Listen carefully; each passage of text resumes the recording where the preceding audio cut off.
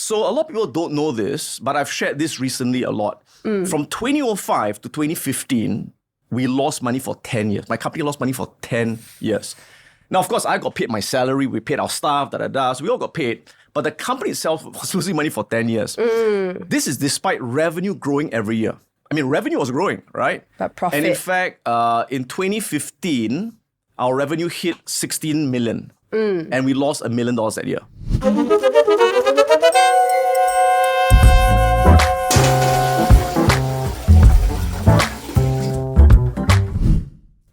Hi, and welcome to this episode of Clean Your Toilet Podcast. My name is Barbara Latimer. I am a host, presenter, voiceover artist, wife-to-be, and currently, although raised in Singapore, living in Australia, made the big leap.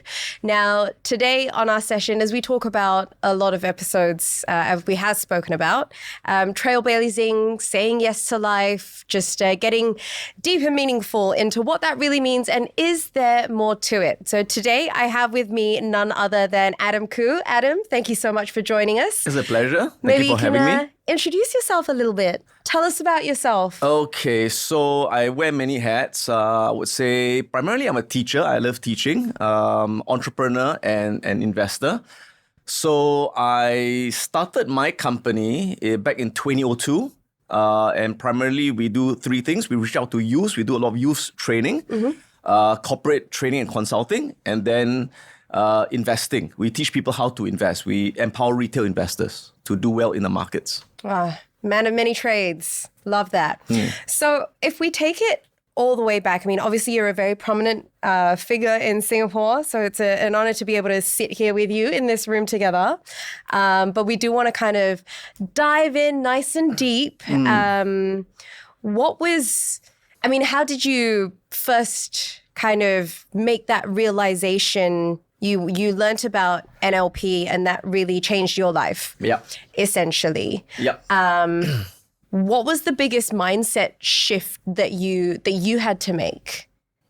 Yeah, so, I mean, when I started off, I was a student who, I was very lazy, I was very unmotivated, I hated studying, and I had a lot of limiting beliefs because, since young, my teachers told me that I was dumb. Nowadays they call it ADHD. In the old days they call it stupid. Yeah. All right. So and even my mom and dad were like, what's wrong with you? Why are you so lazy? That kind of stuff, right? But parents in those days weren't taught to talk positively. So I had all these limiting beliefs and I didn't do it in school. And so I was kicked out of school in primary 3 from St. Stephen's. I was given a choice, public caning or expulsion. So two of my friends chose expulsion? I chose expulsion because two of my friends got caned. I say, no, you're not going to touch my ass. So, I'm going to leave the school, right? Basically, I got, we were fighting. So when you can't get attention the right way, you get attention the wrong way. So since I can't be good in school, let's be good in causing trouble, right? So I was essentially a troublemaker. So I was kicked out in primary 3. And then my mom had to find me another school. I went to another school. Didn't do well for my primary school leaving exams, which are the most important exams in the life of a student here. So I was rejected from all 6 secondary schools that we had to list down. And so I was posted to a school called Ping Yi Secondary School that no longer exists. And at that time, it was ranked number 3 in Singapore from the bottom. Oh. Yeah. So I was like the black sheep of my family because in my Khoo family, my cousins and even my stepsister at that time, not yet. My dad hasn't remarried yet. Oh, sorry, not yet. But my cousins were all in Raffles Institution and ACS and I was like... The bougie schools. Yeah, I was a Ping Yi, right? So, my aunties will always ask my mom and dad, and they'll say, Kevin got straight A's in ACS, how about Adam? And my dad will say, don't talk about the idiot. Yeah, they'll say stuff like that, right? Yeah. But that's how parents talk in the 80s, okay? So at a time, in desperation, my dad heard of this program called Super Teen. There was the first of the kind motivational program for students back in the 80s. And he was very skeptical. He said, how can my son change in this program? How can people... But then my mom was like, what have we got to lose? Yeah, at this point, we will try You got nothing anything. to lose, right? Because they spent all the money on tuition, didn't work, right? Cane me, nothing worked. So let's send him for the program. And the program changed my life. 5 days changed my entire life. So my mentor, who I'm still close friends with today, his name is Ernest Wong, Malaysian, came to Singapore to start this program. And at the time, he was the first Asian to be trained in neuro-linguistic programming in NLP. So he brought it from the US at the time. So I went to this camp and that was the turning point. And the first thing was, again, he was the first person who tell me that, Adam, whatever people can achieve, you can. It's all a question of strategy. It's all a question of beliefs. And I was like, wow, no one told me that before. Everyone said I was an idiot. Okay. And here's this guy looking at me and say, you are a genius. I was like, wow. You can do it. Yeah. And I was naive enough to believe him, And I always say that, the camp I went for had 50 other kids with me, right? Did they all change their life? Yeah, probably not, And I guess my advantage was that I was a very naive person, right? Because when he went to the rest, you are a genius, like, bullshit, okay? But I was like, okay, right? Well, he was the first person who believed in you. That has ever told you that, yes, you can do this. So I was so naive in a way that I was brainwashed by this guy, to believe that Adam, whatever people can do, you can do, right? So that's when I started so I started setting these huge goals at 13 years old. And I remember I wrote four goals down on this mahjong paper for my mom, stepmom at that time. And my first goal was to top my school, which was not too difficult because it was Pingi, right? Yeah. And my second goal was to get into Victoria Junior College, which was a top-ranked JC at the time. Yeah. My third goal was to go to NUS, which my parents said, you are unrealistic. My teacher said people from Pingi don't go to NUS. With no student in the history of our school has even gone to a top JC, so you're unrealistic. So I set a goal, and my fourth goal was to make my first million by 26. And we achieved that, didn't we? So that's how I got started, basically. Yeah. Okay. I was brainwashed. I was brainwashed. Yeah. I'm curious, did any of the students that you went to this course with, have you kept in touch with any of them? Yeah, I have. Yeah. And some of them are doing pretty well as well. Some of them are doing pretty well. I was and some wondering of them what's are the outcome? okay. So it really boils down to how you took on board the content that was given to you in the learning that was presented your way. Yeah. So it goes back to the thing that no one can change you unless you allow them to give you the tools to change yourself. Correct. But then you also mentioned that it was your naivety, the lack of doubt that I think that you had, and the belief that he had in you that really made that switch for you. Yeah. And I mean, if we just fast forward really quickly on this little tangent, what about the people who sign up for your programs now? I mean, obviously you would have a wide spectrum of people and, it's probably in the thousands at this point of students that you've interacted with and inspired. How do you kind of present it in such a way that, okay, you've got the students who may have been, in your words, as naive as you, to be like, okay, Adam believes in me. I can do this and turn it around. What about the ones who are more skeptical? Yeah. And have that doubt and be like, this guy says that, but is it really? Yeah. So how do you navigate the disparity between those two mindsets and kind of help guide the ones who are more skeptical into a better mind place? Yeah. In fact, the majority of students who attend our programs, they don't want to be there. They were forced by their parents to come. Majority. So is that 10% minority that says, yes, I want to change my life. Change me now. But that's the minority, okay? Yeah. 90% is like, what am I doing here? Why you forced me to be here? So in fact, the program, when I first ran it, I don't run it anymore personally. It's now run by my trainers. But when I ran it, 5-day program, I can tell you that the first almost 1 day was just about building rapport. Okay. It's about getting them to the point of, why am I here? And since I'm here, why not give it a shot, right? Building so it's all about trust. building rapport. So once you build rapport and they feel that, hey, you're like me, you can understand me, it's easier to get through to them. And I found that one of my advantages when I was training was the fact that I was a lousy student myself. And I was lost myself. Because if I went up to them and I said, I'm from RI, or I was from ACS, I can teach you how to be like me, they're like, screw Yeah, you, okay, right? sure. But I went up there as like, from Pingy, I was kicked out of school. Yeah. I was in a gang. They were like, wow, cool, right? So It's more it was relatable. a lot easier for me to build rapport with them. And I showed them my PSLE results. They say, wow, Adam, you're more stupid than me, okay? And once I was able to connect with them and realize that if Adam, this idiot can do it, I can do better, also right? can. So that's how I got them on board. A lot easier, yeah. It's interesting that you mentioned that because for the last 4 or 5 years, I've been teaching university students on public speaking, namely informal hosting. And they go through a series of different courses and have different trainers come in, like vocal training, formal hosting, all that kind of stuff. And by the time they get to me, I've realized that they've already picked up on so many bad habits that I end up needing to undo a lot of the work. But of course, as someone in my 30s who is going in, and obviously, like, I'm not that old, right? No, you don't like, look, I'm still young. But then I'm also faced with these kids who are barely half my age, right? They're late teens, early 20s, and they're like, yeah, what does she know about, what life is like for us at the moment? And one of the biggest things that I've realized that has really helped me connect with them is be like, no, you don't have to fit into the square box of what Singapore has defined as what an MC should sound like. Let's work more on building up your brand. Yeah. Letting your personality shine through the presenting experience, because that's how you're going to make that connection with the crowd. So I really like that. The idea is that you just break down the defenses, allow them to feel seen and heard. I think that's great. Find your own way. Find your own way.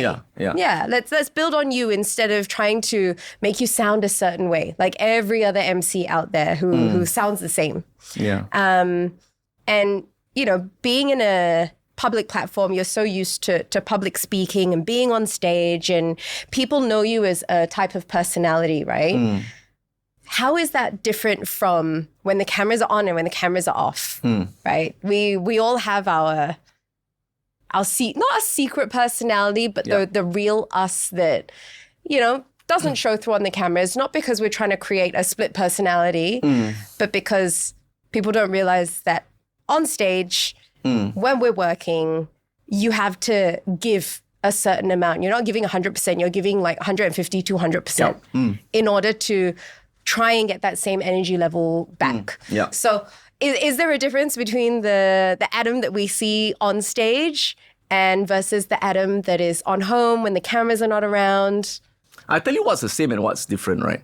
So what's the same is that whether off stage or on stage, I'm always doing my best to make the people around me laugh. So I always do my best to make my wife laugh, my kids laugh, my staff laugh. I just get a kick out of it. And I always say that if I was not doing what I'm doing now, I'll be a stand-up comedian. That was really one of my dreams, right? Yeah. So that doesn't change at all. I would say by nature, I'm an extreme introvert, actually. In a sense that I don't like crowds. Extroverted introvert. So you Introverted. So deep down, you're an introvert, but you can put on.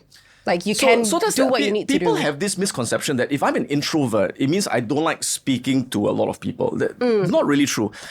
So to me, I'm an introvert in the sense that I'd rather be alone or with close friends or close friend than be in a crowd. Okay? And I tell you the irony is this, when I'm on stage speaking, how do I put it that way? Yeah, once I finish speaking on stage and I'm off stage, I want to be alone. Yeah. I don't like to be around people. It's like I need to recharge by being alone. That's what I'm talking about. Yes. Yeah. I don't like parties. I don't like big gatherings. So, for example, if you say, we're going to have a dinner party and I go around meet people, I get really stressed up. Oh, is it? I get really stressed. And it's, I don't like to meet people, as in so many people, but I like, close relationships, right? But the funny thing is you put me on stage with 10,000 people, which I've done. No issue. I don't feel stressed. Yeah. I tell you the difference, right? Because on a stage, I'm talking and they're just listening and they are responding to my questions. So I'm in control. But in a conversation, it's like, I don't know, there's a lot more back and forth. There's a lot more energy. Yeah. I find that. It's interesting that you mentioned that because I started hosting when I was 17. So I had no issues with crowds. I'd already figured out that I'm very comfortable on stage. Stage fright is not a thing for me. And then I went to Melbourne for university. And I was only doing a year and a half because I had advanced standing credits from Poly. And so I did my first semester where it was catching up on core modules. And then the next semester, I essentially joined the year 3 students. Yeah. And so I'm going into this class. Everyone's already had 2 years together. They already know each other, right? Yeah. And they get us to stand up and introduce myself. And I shit you not, like, that was one of the scariest moments of my life. I can't even remember what I said. I'm pretty sure I stood up and I blanked. But I was like, how is this possible? How is it that I can be so comfortable with thousands of people and yet in a class of 20, the nerves have completely taken over? There was just something about it. I know what you mean. And You know, right? I tell you what, right? I feel more comfortable with 10,000 people than with 5 people. Yeah. Because somehow the 10,000 people, the faces are so small. It's irrelevant. Yeah, it's irrelevant, right? And you are in control of the situation. Yeah. Whereas in that 3 or 5, it's like you're not really in control. It's like, oh. Yeah, you are. There's a lot more focus on, I don't know, the intimate conversation that's going to be happening. Yeah. More has to come out of it almost and come out of you. I know what you mean. Wow. And so obviously, as is with any entrepreneur in life, there are always highs and lows. You don't get the highs without the lows. Yeah. There have been failures in our lives. And was there any pivotal failure or a no that was said to you? I mean, no's all the time. For every one yes, there's like 50 no's. It's always like that, right? Yeah. But if you, big failure kind of thing. One of the biggest challenges that I guess I faced was, so when I first started my company in 2002, for the first 3 years, it was easy to make money when you're small, okay? But we scaled a bit fast. And you bite off more than you could chew. in a way, right? So a lot of people don't know this, but I've shared this recently a lot. From 2005 to 2015, we lost money for 10 years. My company lost money for 10 years. Now, of course, I got paid my salary. We paid our staff, so we all got paid. But the company itself was losing money for 10 years. This is despite revenue growing every year. I mean, revenue was growing, right? But profit. And in fact, in 2015, our revenue hit 16 million. And we lost $1 million that year. Ooh. Okay, so it was a combination of a lot of things. One thing was that we didn't control our costs. Our cost was really high. My overheads, I remember that time, was about 700,000 a month. Now, these are just overheads. This doesn't include my trainer's fees, because trainer's fees are variable costs. That means they are paid per hour. These are purely my externals. Not externals. Back end, my admin, HR, rental stuff, right? Because I always at that time we ran programs offline. So we ran programs in my premises. We rented 20,000 square feet of Keppel Towers. So the rental was very, very high. Yes. So, I mean, in Chinese we say, ho kwa bo ho jia. It looks great, but you're not really making money, right? But the students were very happy, And you were creating an impact. Yeah, in a way, right? So there was a time when I was a bit of tug of war with me and my partner, who was a CEO. Right? Because the CEO's job is make money. Yeah. Right? But to me, I'm more like a teacher. So I was kind of like, we need to give the students this and full color manuals. But he said, Adam, it's going to cost a lot of money. I said, I don't give a shit. I want the best for the students. So we're always having that tug of war. Yeah. And it was always education first, business second. How did your partner feel about that? The good thing is 2 of us are very easygoing by nature. So we do see things differently, but we've never had an argument. As in, at the end of the day, we will always find a way to work things out. And he will, that's a good thing about relationship, right? So anyway, we struggled for those 10 years. And the other thing that also happened was we went into China, we lost money. We started expanding too fast, we lost money a lot for all these ventures. So essentially that's why 10 years we lost money, right? Then in 2016, I started to go online. and I said that, Singapore market is too small. No, so at that time, our market was Singapore, Malaysia, Indonesia, Philippines, but it was still not big enough. I said we have to expand beyond that, and the only way to do it online. So 2016, I started my YouTube channel to get more international exposure. And then we started to launch our programs online, to teach courses online, which was very challenging because this was pre-COVID. People were not used to learning online. No. And at that time, we wanted to sell, I remember, a $500 course online. And people say, no one's going to pay $500 for an online course. Yeah. It doesn't exist, right? And I say, we just got to test it out. It did work, but it was very, very slow. So from 2015 onwards, the online business was like very slow, but it was at least gaining a bit of traction. Then, of course, 2020, everything changed. 2020, from 10%, today, 90% of my business is online. Yeah. Yeah. I think that's the way the world has gone now. So what I always say is that sometimes the great things we have in life today is a result of the biggest challenges in the past. So if I didn't go through that challenge that time, it would not have forced me to think of going online. If I didn't go online, 2020, my company would have gone to zero. Yeah. Because I had competitors who had no online presence, they went to zero. They all closed down. I always joke that if I didn't go online 2020, today I'll be selling Hokkien Mee. I'll be frying Hokkien Mee somewhere. But it's interesting, right? Because you went, it was 10 years that the business was essentially losing money. Yeah. And my partner had to remortgage his house, and I had to take money from my trading to put into the company. So we're just putting money into the company just to keep it afloat. And that's the thing, right? I think... How did you justify? I mean, I understand the part about, okay, it's the education first and the business comes second in that sense. But 10 years is quite a long time to be suffering that level of loss to justify it going forward. I mean, by then you already had a family. Oh, yeah. Right? So you've got your family to look out for, your partner remortgaging his house. Yeah. How were you able to justify that? I mean, you couldn't predict your future, right? No one who goes through that level of failure, or people who have invested in business that then goes bankrupt. Yeah. Like, they can't predict that, you know what, we're going to pivot and it will do well and we will make all our money back. 10 years is a long time to be like, it will work, it will work. Surely by the 5-year mark of losing money, they might have had some serious conversations. Maybe I should be selling Hokkien Mee right now. No, you could. What you're doing is good. You've nailed it. But that's the thing, right? People think that you start a business, you make money on day one, or you make money on day... It's not so simple, right? Yeah. Hey, Amazon lost money for 12 years before they make money, right?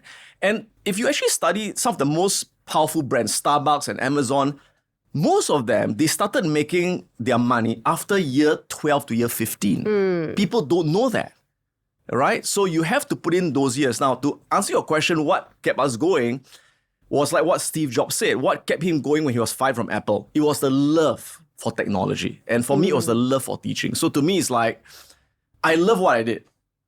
Now it's not that I wasn't getting paid. I was getting paid by the company. So I did get my salary, although it was always delayed because there's not enough money in the company, right? But I was getting paid, but we loved what we did. And that is what kept it going. And the other thing that also kept our faith alive was that revenue was growing. Like I said, our revenue was growing. It's not that revenue was falling. We had more customers every year. It's just that our costs we just needed to figure out. Were not controlled well. Okay. Yeah. And then, so when it comes to partnerships, when people start companies, and I think a lot of our audience who are watching this, everyone's an entrepreneur nowadays, which is amazing, right? Everyone's looking for that new business to start, and partnerships are inevitable.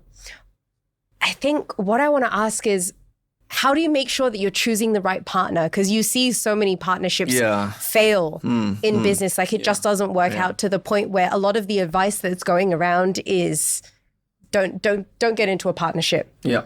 Right? Roll solo. If you need to, hire external vendors to handle certain things that you need done. But partnerships can just be way too risky.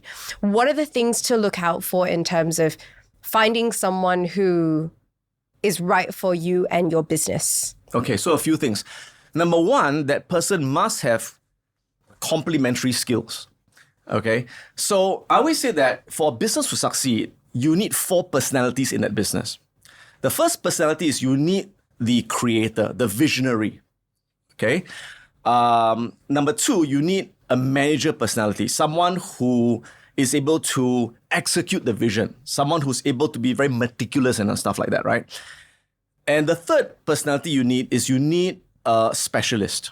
So let me give you an example. So let's say you want to start a restaurant, okay? The specialist is the chef, okay? But you need a manager to manage the operations waitress, guy, operations guy, and stuff like. But you need the visionary to come with the, what creative, dishes, the creative, how the restaurant's gonna look, what's the vibe you want to set, vibe, yeah. And the fourth, you need a deal maker, someone who knows everyone, networker, stuff like that. Salesman, right? In a way, okay. And is it possible for one person to have 4 personalities? It is possible, but it's very rare. It's too much also. Yeah. Usually we would be one of them or we could be 2 of them. Okay? And what I found is that when a business has all 4, it does really well. When you lack 1 or 2, that's when you get into trouble, right? So at an early stage, I recognize that I'm the creator, I'm the visionary, and I'm the specialist in the terms of teaching, right? Yeah. But I'm not a deal maker. Like I said, I don't like deal making. I don't like meeting people. Right? And I don't like managing people. I don't like putting systems and I hate that kind of stuff. So I found my partner who's the complete opposite of me. So he's not a creator. He doesn't like to be on stage, but he loves managing people. He gets turned on by that, and he's a deal maker. He loves networking. He loves meeting people. So that was a bit. So number 1, find someone who complements. So you have to understand, out of the 4, which are you, and find a partner that fills in the gaps. If both of you are creators, it could be an issue. Clash. That's right. Yeah. Yeah. Or both managers, you clash, right? So the good thing at me and Pat, my partner, is we never clash because we have our own territories. And I know when it comes to that management part, he will make the best. Him fully. I trust him and he trusts me on that. So that's number 1. The second thing would be, again, integrity. It's been said so many times, but it's about integrity. Someone who is totally honest, 100% integrity, someone that you can trust your life with. And I know it's not easy to find a kind of person, but they do exist. And to me, someone who's very easygoing, someone who's not calculative. In Chinese, we say 亲财, very easygoing. So to me, that's what I think is the most important. The foundation of a good partnership. Yeah. And you will never know until you start working with them. So it's kind of like kind of like getting married, right? So before you marry someone, okay, I don't want to offend anyone here, right? But before you marry someone, you should live with them for at least 2 years. Absolutely. Then you see that real person come out in the morning and night, Yeah. where they throw their clothes, what how they treat the toilet. Yeah. My partner and I, we didn't really live together when I was in uni. We dated, broke up for 6 years, stayed friends, reconnected just before COVID. Courtesy of COVID, ended up doing 2 years of long distance. So I was stuck in Singapore. He was stuck in Melbourne. I was trying to move the whole time, but they were so strict about the borders at that point, right? And so essentially, when I moved out of my family home as an adult for the first time, I moved straight into his home.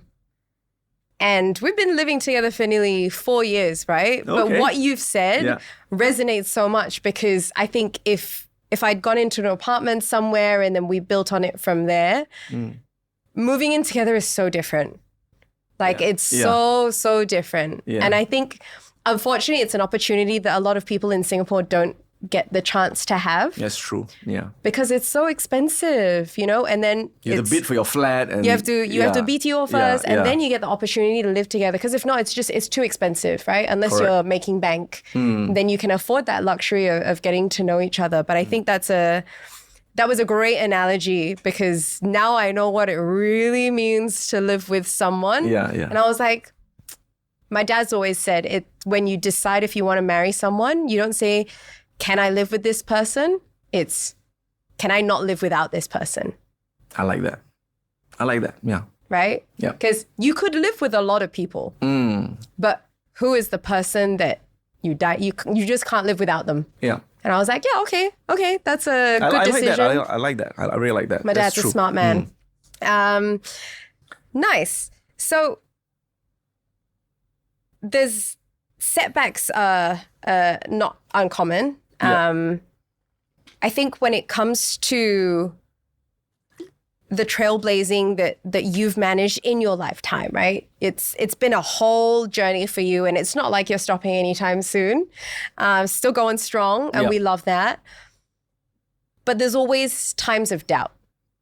How do you handle times of doubt? Like, who do you turn to? How do you keep yourself grounded? It's, people always deal with these internal conflicts, and self-limiting beliefs can creep back in again. How do we navigate that? I've never really had much self-doubt. I guess why? Because when I was young, I went through a lot of all this training, or this NLP training that really solidified that mental model. Okay. And that mental model has certain belief systems that I found very useful. So one of the beliefs that I have is that everything happens for a reason. Yes. And that is a core belief. Everything happens for a reason. No matter how bad something seems, it's happening for a reason. It's happening for me. It's either a challenge meant to stretch me or to teach me a lesson. So by having that belief, in a way, it's hard to upset me.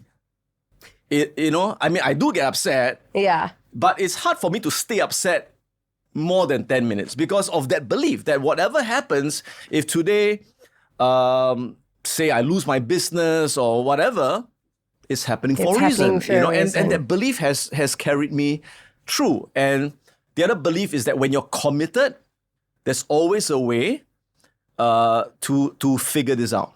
When you're committed, there's always a way to figure this. There's always a solution. All right? And that if it's possible for someone, it's possible for you. It's a question of strategy. So there's always a strategy, And the interesting is that whenever I want to seek advice from people, actually, I don't know but the sad thing is I really have no one to go to, right? Yeah. In a way, because when I go to my wife, she's like, you already know what needs to be done. Yeah, my wife, right? Yeah. So what I tend to do when I need to seek advice, in a sense, is it's very strange. So I have got a lot of role models who I don't know personally, but I know them through their books. Okay, like a Warren Buffett. I've read everything written about Buffett in investing, or Tony Robbins. Although I did attend his seminars, right? Yeah. So Tony Robbins and Warren Buffett, these are all my mentors in a way, right? Yeah. So what I do is I do this crazy stuff where I go into this deep visualization and I imagine that I'm in a room with Buffett there and Tony Robbins is there. And we have this conversation. It's all in my head. Yeah. And then you just roll with that. Yeah. So it's really strange. I've got this internal board of directors with all these people who sit there. And I say, I'm having this issue. What do you guys think? And Buffett will say that, Robbins will say this and all. And I have this whole conversation in my head. And I say, okay, great. It's the self-coaching, right? You're already helping yourself navigate where you are now, where you need to be, and what you need to do in order to get there. Yeah. And so there are a lot of self-help and growth books out there, right? People have the options of mentors galore. So many books, so many reading materials, podcasts. Yeah. The market is extremely saturated at the moment.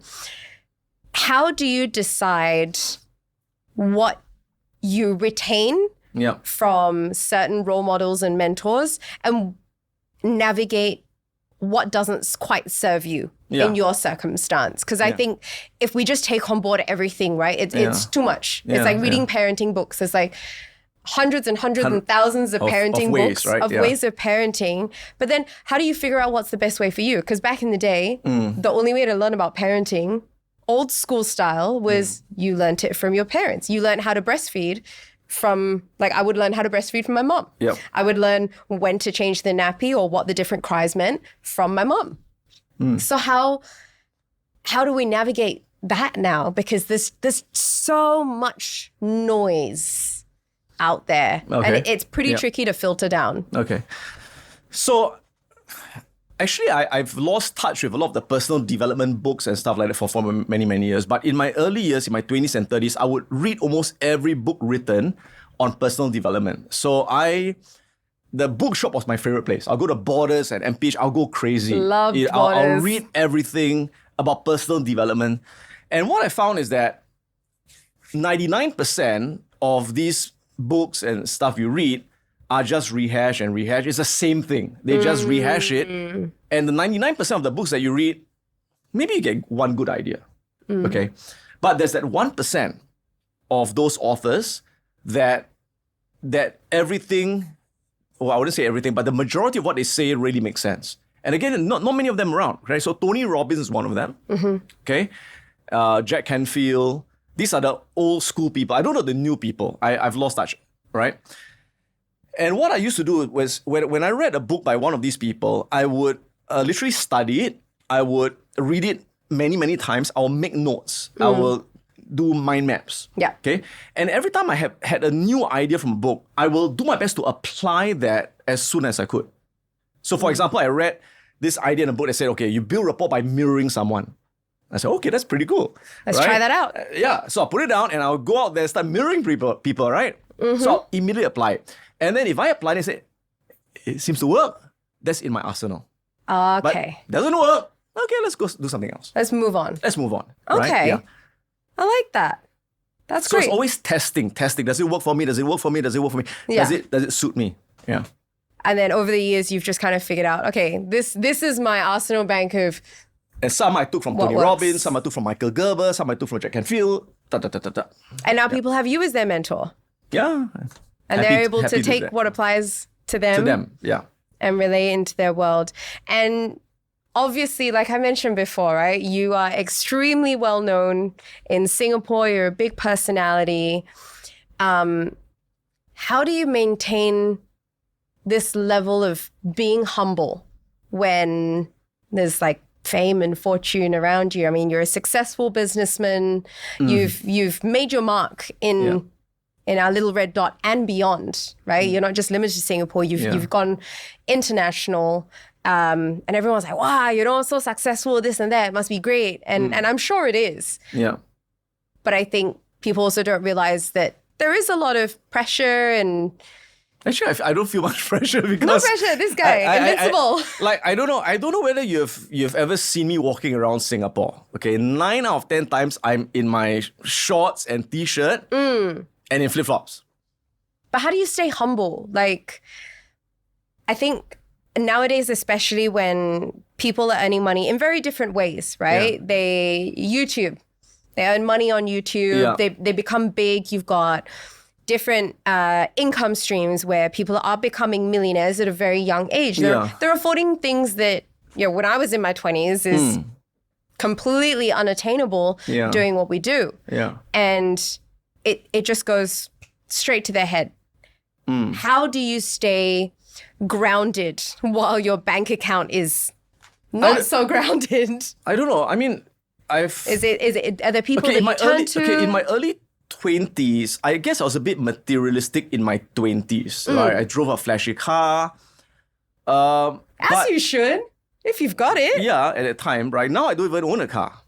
Because, I don't know, maybe at least for me, once I got more mature, I realized that it didn't do anything for me. Doesn't mean anything. It really doesn't mean anything to me at all, right? And to me, I don't buy material goods because it doesn't make me happy. Okay, so whether this t-shirt is like $10 or $2,000, it doesn't do anything for me. Yeah. But the only thing I'm willing to spend on are experiences. That's what I'm willing to spend on. Agreed. Experiences with my friends and family. So we travel, okay, great hotel, that I'm willing to spend on because it's an experience, right? But to pay more for a bag or a car, it makes no difference to me. So it still carries the things that you need it to carry. Yeah, And my granddad used to tell me this, which now as I'm older, I'm starting to realize it when I'm older, right? That my grandfather used to say, why do you want to wear flashy clothes or drive a flashy car? Why? He used to say, the only reason is to make people jealous. He said, the only reason is to make people jealous. And why would you want to make others jealous of you? To boost your ego. No, you only foster hatred. Was that a turning point for you? When No, you he realized said it that... when I was young. Oh. And at the time I was like, No. he doesn't know what he's talking You about, don't right? know. Right? You don't understand. But my grandfather was a perfect role model. This is on my mom's side, you know. He was a very frugal man. He drove an old Volkswagen that was breaking down. He wears very simple clothes, simple food. But I mean, he was a multi-millionaire, right? And you'll never know, right? But so he lived that. So as I matured, I understood what he really meant. And so to me, in a way now, if I were to drive, I'm actually thinking of buying a car now because my kids are getting their license, right? But I'll probably get like a BYD and Ato, stuff like that. And in fact, now, if I were to drive a flashy car, I would feel embarrassed. I would seriously feel embarrassed. You feel like it's a waste? No, it's not a waste. I'll feel embarrassed because it's like, why do I want to show off to people? It's going to make them feel bad. It's going to make them feel jealous. And why do you want to do that? So I feel embarrassed at the fact that I'm making someone feel bad about themselves. Do you feel like in your 20s when you're a little bit more materialistic and you wanted to splurge on these things, was any of it, did any of it have to do with like the kind of upbringing you had, you know, with a family that was very well off? That could have been a bit of an influence. Yeah. But I guess also because, you know, there's a saying, right? People who don't really have it, they need to show that they have it. But people who really have it, they don't need to show that they have it. Yeah. So in my 20s, it was like I was not that rich yet. But I want to show people I'm really rich, right? Because that's the persona, right? I drive this car, right? I want to show them that I've made it. Yeah, but when you're effing rich, I mean, you don't care anymore, right? Yeah. I mean, that's why Zuckerberg wears the same shirt every day. Yeah. Or Elon Musk wears a t-shirt, right? And I'm interested, as a parent, like obviously you did struggle a bit in your childhood with being labeled as the one who couldn't study, who was stupid. And then you really proved them wrong. You know, you showed them that you could. And then you got into your 20s, you're more materialistic. At the point of when you started having your children, you were in your 30s? I had my first child when I was 30. How did all of this influence, or like how did you decide how you were going to parent your kids? Like obviously your kids are going to grow up with, you know, knowing their dad has money. How were you planning and how did you end up managing to navigate that with your kids? So my wife and I, we make it a point not to spoil. We still spoil them, right? Can't deny that. But we make it a point not to spoil them too much, in a sense, right? There's a difference between being, I think, pampered and spoiled. Yeah. Right? Yeah. Pamper your kids, show them the affection, what you can afford. Yeah. But not just being like, whatever you want, you get. No. Yeah. Not at all. That's not at all.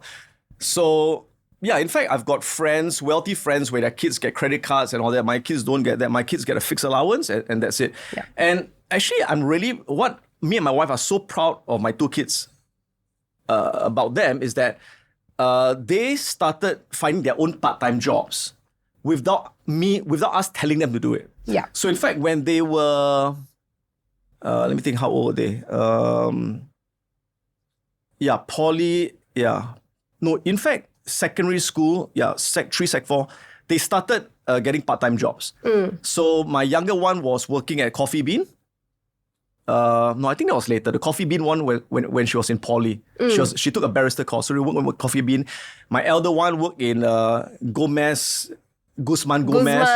Yeah. So they did all that. We never asked them to. So they made their own money. Although we did give them allowance, but it was not more than what a typical middle-income family would give their kids. We give them what everyone gives, not $1 more. So they wanted to buy their own stuff. They saved up for it. Yeah, they saved up for it. So that was something we were really proud of. That's good. Yeah. I mean, it was very similar to the way that my parents brought us up as well. Obviously, there were hard times. And I think one of the things that I can really appreciate from my parents is that they never tried to hide the hardships from us. I was, obviously they didn't tell us like, okay, we're pretty tight these next few months or recently and things like that. But intuitively, we knew. And we were just a lot more careful. And I think that was able to allow us to understand the value of money and hard work. So with my parents being entrepreneurs, we saw how much hard work and energy and sacrifice was involved with starting up your own business and really pushing to make it work and doing everything they can to give us everything that we could. Yeah. I mean, we needed to have tuition and stuff like that, but they would still do everything they could to make sure we weren't wanting for more, right? And then much like your kids, as soon as we hit poly, we were automatically trying to get our own jobs. We were doing freelance jobs. And then we stopped taking pocket money altogether. Until we were in university, they were like, we're sending you overseas, which is an absolute blessing. We'll still give you a base allowance, but go out and get a job. You have to learn to fend for yourself. And I think that might be the difference between how a lot of parenting styles will differ when it comes to making sure that their kids understand the value of the money and the hard work that goes into it. We always like to want to protect our kids, not show them the dangers of the world. Do you think that in Singapore, we protect our kids too much? Guilty as charged. Yeah, we say we don't want to, but, me and my wife, again, guilty as charged, right? So I give you an example of how we spoil them. We don't spoil them with money, right? We spoil them with sometimes too much love, okay? So when my younger one, she just got into a dorm in NTU, my wife and I, we went there and two of us cleaned her whole room for half a day. Right? I was mopping the floor, I was cleaning the curtains. Yeah. And she was like playing with her phone. I was like, come on, you need to help, right? Stuff like that. Okay. Yeah. Understand. But yeah, absolutely. So one of my biggest fears with my wife was the fact that you can't hide the fact from your kids that you are pretty well off. And the fear was that they won't have the hunger. That was the biggest fear. Yeah. Yeah. So it's good that... Okay, now she knows how to clean, right? Yeah, they know how to clean. Yeah. I mean, I think as a parent, interestingly, you just want to... You don't want them to suffer. You want them to help them. Exactly. But unfortunately, sometimes it most of the time, you need to backfires. throw them to the deep end. Into the deep end. Yeah, like I learned more about business from my... So my first job was when I was 14. I did door-to-door sales. I was selling stationery door-to-door Oh. for my friend's father who owned a stationery shop. Okay. Right? So that's when I learned to get rejected. I learned to knock on doors and stuff like that. Yeah. And then... Was it your parents who pushed you to... No, not at all. No, not at all. Because that's when you would have been in secondary school, right? I was a latchkey child, so my parents were never around. I was always alone. I was always alone, and my parents were well off. They were career people, but they were never around, right? And my dad, he knew that he didn't want to spoil me, so he always give me less than my friends. So whatever I wanted, in those days I wanted to buy Star Wars toys, play Atari games, I had to buy it myself. So I had to always think of ways to make my own money. So 14, I was selling stationery door to door. Then I got a DJing gig with a company called Razors Entertainment when I was like 15 or so. Then I started my own mobile disco company that time. All right. And looking back, all those experiences taught me more about business than uni. So when I think about all the kids who, they go to uni, they get their honors degree, but they've never done all that, they don't really get the true entrepreneurship education. Until they're finally out there. Yeah, and they'll be, 24? It's hard for boys in Singapore as well, right? Because by the time you're done with uni, you've also had to go through NS. Yeah. They're not really entering the workforce if they don't have parents that are encouraging them to go out and get part-time jobs and have exposure into the real world. Most parents won't encourage their kids to do that. Yeah. So even me and my wife, we didn't tell our kids, they did it themselves, and my parents didn't encourage me. Yeah. Do you think it's something that's innately in your family gene? No, it's not that. It is deprivation. Okay, it's deprivation. So my dad used to say, the best way to kill a child's motivation is to give them what they want. I mean, think about it, right? If you have what you want, if there's no deprivation, what incentive is there to go and make your own money? There's no incentive. So you got to deprive them in certain ways. It's like dating, right? Cannot give everything on the first date. Yes. You must correct, have that little push and shove. Yeah. And do you think there's ever been a point or multiple points throughout your career as it stands that you've taken risks that no one else believed in? Okay, the irony is I'm actually not a risk taker. And I'm not being coy, I'm not being cute. I'm serious. I'm not a risk. I'm actually a very, very conservative person. My partner Patrick, he's the risk taker. I'm not the risk taker. So I'm the kind of person where I will. So give you an example, right? So when I started my company, we started it with only $8,000, and it was actually a loan from my other company, which was my mobile disco company, which I started with $2,000. Yeah. So I've always found a way to start businesses with very little money. You know, so I'm not the type that, I'll go borrow money from the bank, I'll go get investors. Suddenly you're like 100K in debt. Yeah, no. Yeah. To me, I'll never take the kind of risk. So to me, it's always finding out a way to start by bootstrapping with very little. So you've got nothing to lose. Yeah. I appreciate that. Yeah. My partner started his company in Australia, and it's purely been bootstrap. Yeah. We've never had investors. We've never taken loans. Yeah. And I think it also makes a difference because the ease at which we can get a loan and get cash and suddenly be in debt is very quick nowadays, almost to the point where if you're bootstrapping it, you feel like you have more of an investment in the company. You have more to lose because it's yourself that's on the line. So if I flip that question from earlier, because you said Patrick is the risk taker. He's a risk taker, yeah. Has there ever been a point where he's wanted to take a risk that you really didn't want to do? Yes, and it turned out to be a good decision because there was one point of time where he wanted to buy another company for 10 million. And I say no freaking way because we had to take a loan to buy that company. And that company was in, it was kind of like an English tuition company. It was doing English tuition and they had branches all over the region. Okay. And it was like 10 million. He said, Adam, to expand, we're going to buy this company. I was like, I'm not too comfortable. I vetoed it at the last moment, even though we paid a consultant already like 50K to put the deal together. And he said, we're going to lose the 50K. I said, I don't care.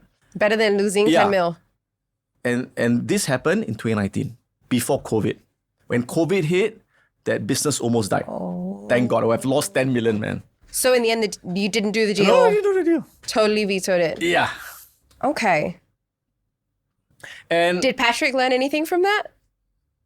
Yeah, I guess. Trust your gut feeling. I mean, there are times he's right as well, but we've always run the company as conservatively as we can. As conservatively as we can. So, like, a lot of people know me as an investor. I invest in stocks and stuff like that. And again, people have this perception that, isn't that risk-taking in investing in the stock market?